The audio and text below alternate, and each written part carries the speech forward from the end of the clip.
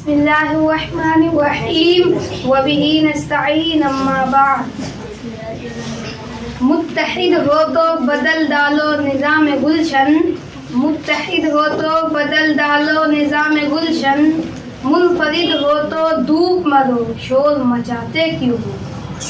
حضرات گرامی، اتحاد کے معنی آپس میں متحد اور اکٹھے ہو کر زندگی بسر کرنے کے ہیں۔ اتحاد یوں تو ایک چھوٹا سا لفظ ہے، لیکن یہ اتنا جامع اور مکمل لفظ ہے کہ اس کے اندر معنی کا ایک جہاں اور سمندر پوشیدہ ہے۔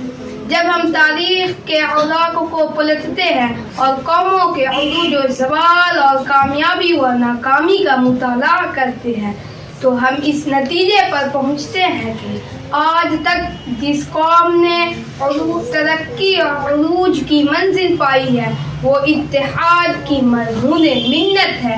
اگر کسی قوم کے پاس جنگی ساز و سامان وافر مقدار میں ہو تو اس کے جنرل تجربہ کار اور دلیر ہوں اور اس میں بڑے بڑے علماء و فضلاء بھی موجود ہوں اور اس کے پاس بڑی فضائی قوتیں بھی موجود ہوں، اگر قوم میں باہمی اتحاد و اتفاق نہ ہو تو یہ تمام قوتیں اور صلاحیتیں بالکل بیکار اور بالکل نہ ہونے کے برابر ہیں۔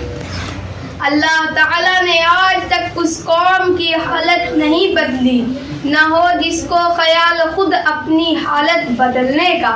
ہمارے پیارے نبی صلی اللہ علیہ وسلم نے مسلمانوں کو ایک پلیٹ فارم پر متحد اور جمع کیا اور ان میں اتفاق، ہم آہنگی اور یگانگت پیدا فرمائی۔ نبی کریم صلی اللہ علیہ وسلم نے انصار و مہاجرین کے مابین بھائی چارے کا رشتہ قائم فرمایا۔ انسانی تاریخ کا یہ انوکھا مشاہدہ اسلامی تاریخ کا یہ درخشاں باب ہے۔ قومیں افراد سے بنتی ہے اور افراد کا کردار ہی مجموعی طور پر قوم کا کردار کہلاتا ہے۔